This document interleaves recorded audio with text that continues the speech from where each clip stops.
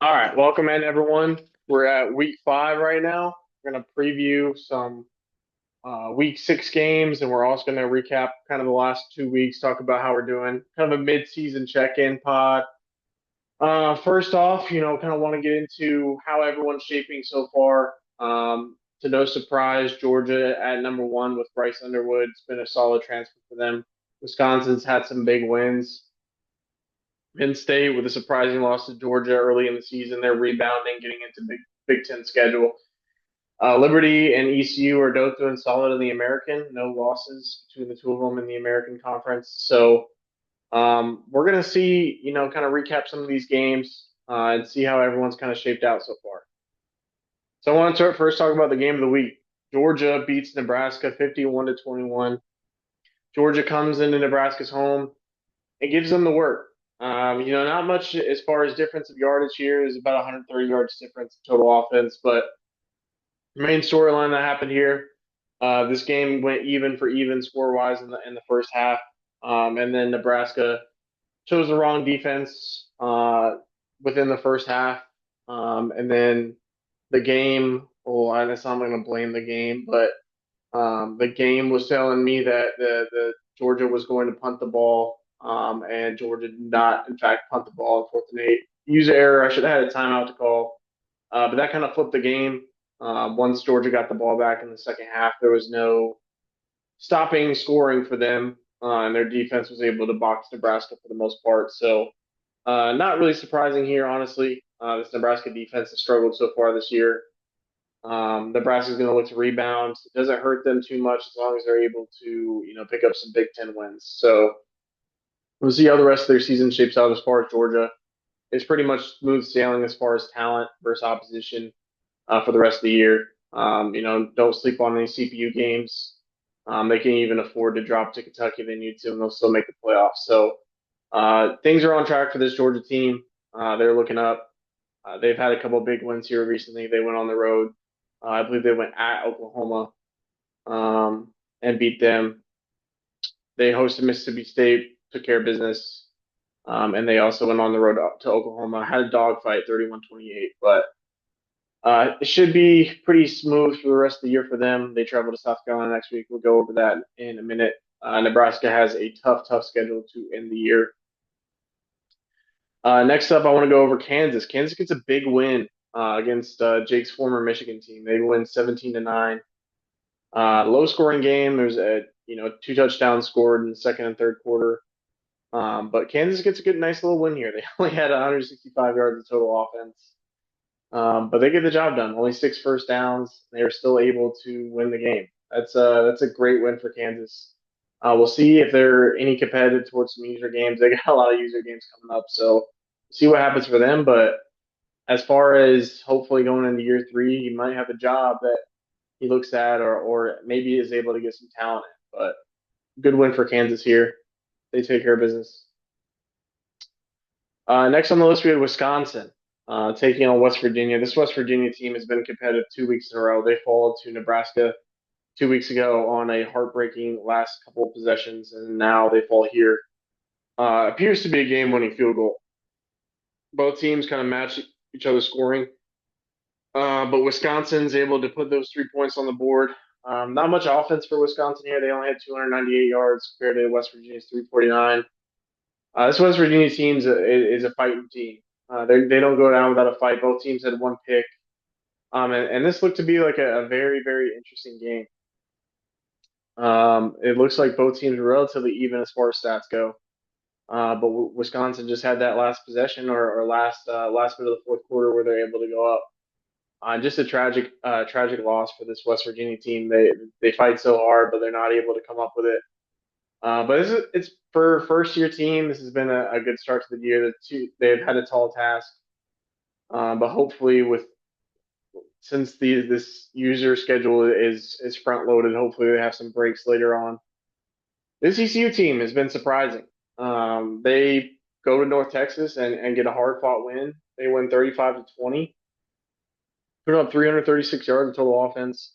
A nice run balance where they have 118 yards of rushing, and they're able to to win at North Texas. That is a tribute to this ECU team, how they've started the year so far. Only they're going to want that Utah State one back because I think this team is doing good. They're able to compete with a lot of these teams, and I predicted Liberty to win the American, but Coach CJ over there at ECU is making a name for himself. So we'll see what happens. But two big wins here, beating North Texas, beating Tulsa. We'll see how they do the rest of the year. Next up, we have a surprising one. Tennessee plays their game and beats Oklahoma. Eighth ranked Oklahoma 47-37. It's a good win for them after not playing some CPU games, but they're back on the back here, and they beat this Oklahoma squad. They had 525 yards of total offense, 126 of those on the ground. And yeah, it's a good win for this Tennessee program. They needed this one. And going forward, they're going to need to rack up those CPU wins so they're able to keep pace with recruiting. But this is a good win to start here. Next up, we had Ohio State taking on Rutgers. This Ohio State team, after falling twice, one to Texas and now to, I believe, was Penn State in a hard-fought game. They go ahead and put some points on Rutgers here. They put up 519 yards of total offense. Stan has a good day, not throwing any picks, not turning the ball over. But this is a good bounce back for Ohio State. They're going to look to continue. As far as their playoff hopes, they're going to want to be able to beat these other schools like Wisconsin, Nebraska in order to make that playoffs. I think they're going to need to beat West Virginia. They're going to need to beat Kansas and win their CPU games, of course. But they have to split that Wisconsin, Nebraska, and hopefully one of those losses is quick because once you get to that 3-loss mark, you're pretty much guaranteeing not a spot in the playoffs. But this Ohio State team is good enough to be there. They have the talent, but they're going to need to stack together some wins. Penn State knocks off Maryland 76-7. This game was not even close. Penn State, in fact, ran up the score a little bit in the fourth quarter. I'm sure that handshake line at the end of the game probably wasn't too kind. Penn State had scored 42 points. It was 42-7 entering the fourth, and they go and score 34 points. So I'm sure that Maryland coach is not happy with the way that Penn State and their sportsmanship was at the end of the game. But as far as yardage go, I mean, it was just a complete disaster for Maryland. They had 175 yards of offense. Penn State had 770 yards. Penn State with 220 on the ground. This team is deadly. Even have throwing 2 interceptions, it really didn't make a difference for this Penn State squad. They take care of business here. Next up, let's see. Liberty was on a bye this week, so we are going to go and recap Kentucky, South Carolina. This is the last game of the week. Kentucky beats South Carolina 45-20. Great day for Kentucky. 480 yards in Lexington of total offense. They get the job done here. Only turning the ball over one time, one pick. They control the game. They're able to put up points. Cedric Monty the freshman has a good day. He's racking up some XP. 4 touchdowns, 387 yards for the kid. It's a good game for Kentucky, and they look to continue this momentum. It's been said that they have Georgia on their circled list of opponents to play. So we'll see what happens there. They get to host Georgia this time around, but we'll see if that's a competitive game. All right. After that, I mean, we're kind of looking at week 6 here. Haven't even looked at the schedule yet, to be honest. But it looks like our game of the week is going to be none other. Yeah, I'm going to give it to West Virginia at Penn State. This is by far the biggest challenge for this West Virginia squad. So far, this is going to be a tough one for them. They have fought and clawed in all these games, and now they have to travel to one of the most competitive environments in college football, Happy Valley. This Penn State team has been hit or miss in the regular season user games. They're not going to want to sleep on this West Virginia squad because they could definitely put up some points. But I think Penn State will get the job done here. Hopefully this West Virginia team doesn't lose hope. because I think going into a game like this is going to be difficult. But I got Penn State by about 17.5 points here. I think it's relatively close in that first half. I think Penn State kind of runs away with it, but we'll see what happens. Penn State obviously can't really afford many losses here. They still have some tough opponents to play, but I think they're able to get the job done. Louisville at Ohio State. This game is actually interesting because Louisville is ranked number 6. This would be a huge game for Ohio State to pick up. In fact, this is a must-win game for them. If they're able to pick up a win against a top 10 team, they're going to be able to maybe afford that one more loss in the Big Ten with all these user games. But obviously, they're going to want to wipe the slate here and get the win. But I think Ohio State gets the job done. I think it's a close game. I think Ohio State wins by about 6.5 points. I think they win by a touchdown. So Kansas at Illinois. This Kansas team picked up a huge win last week, saving their season almost. They traveled to Champaign, Illinois to fight the Fighting Illini. This Kansas team could get it done here. I definitely think that they're more talented than Illinois. This would be a huge Big Ten win for Kansas. So I think they play. I think they get a big win here. I think they win by 10.5 points. But overall, I think it will be a good day for Kansas. Looks like Wisconsin's on a bye in the Big Ten. Nebraska is on the road at Ann Arbor, Michigan. This Michigan team just lost to Kansas. I think Nebraska is able to handle them. They're chippy after getting their backs blown out at playing Georgia. So this Nebraska team's hungry. They're ready to get back in the win column, and I think they pick up their second Big Ten win here. They get it done. Returning from bye, this it's a big game for the American Conference. Memphis already going down in the American 0-1. They lost to, I believe, they lost to USF. So not the same Memphis team as last year, but they traveled to Liberty this year. Liberty has this game circled. This is a team they lost to last year to try to get to that American Conference Championship. They fell. I think Liberty gets the job done here. Their offense has been explosive. I think they win by 20.5 points. Memphis team is not the same as last year. I think Malachi gets it done over there in Lynchburg, Virginia. Next up, Florida Atlantic. They're solid in the American so far. They have already picked up one win. They beat Ohio 35-25.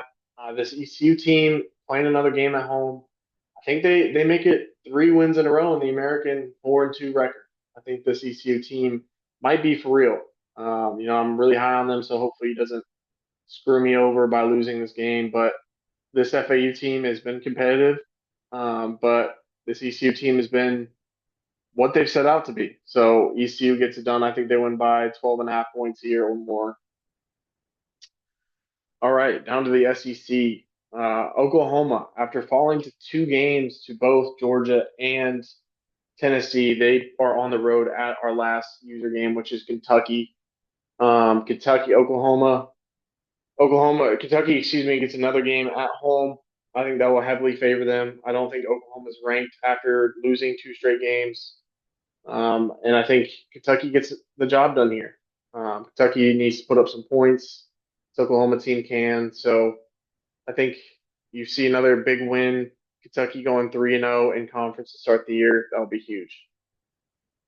Tennessee at Mississippi State. This Mississippi State team is bad. Tennessee plays this game. They should win easily. This Tennessee offense could put up points. Mississippi State's already 0-2 in the SEC, losing to Georgia already. I think Tennessee wins over 21.5 points. Last but not least, our number one ranked team in the country, Georgia Bulldogs, go at South Carolina. This is an interesting rivalry from back in the day. I used to love watching these games as a kid. But I think Georgia is able to handle business. South Carolina is 1-2 in the SEC this year. Georgia could be a trap game for them. Any of these games against the CPU could be a trap game where they're just not prepared and they go in thinking that they're going to win easily and it gets ugly. But I think every game they go into, Georgia should be favored by about 15.5 points up until about the SEC championship or the playoffs. So I think they get the job done. I think it's over 28.5 point game, but they shouldn't sleep on South Carolina. As far as Heisman goes, we're looking at some guys like Jaheim White, the running back for Penn State, another big game this week. London Montgomery for ECU has been fantastic, super fast. Ja'Cory Barney broke the record in week 1 for most touchdowns in the game, most receiving yards in the game. It's kind of dropped off a little bit since the first week of the season, but he's still up there. And the two guys from Liberty, both Malachi Nelson and Jalen Mbakwe, round out fourth and fifth for the Heisman watch. It's too early to predict playoffs, but I'm confident. I'm interested to see what happens in the American Conference, how these teams shape up. Some games we got to look ahead to. Week 7, we got a big one against Kansas and Ohio State. Nebraska also plays Wisconsin, which will probably end up being the game of the week, assuming Nebraska is able to beat Michigan next week. SEC, not anything really notable for a while. I don't think many of these teams play each other. Georgia, Kentucky is going to be week 11, so we got a while towards that. And then the American Conference teams, both ECU and Liberty, will play probably not till late either. They'll play in week 10. So I got some games circled here and there. But this Big Ten schedule is difficult. So we'll see what happens. The week is about to advance. Everyone's played. Y'all enjoy Thursday night football and good luck in your games.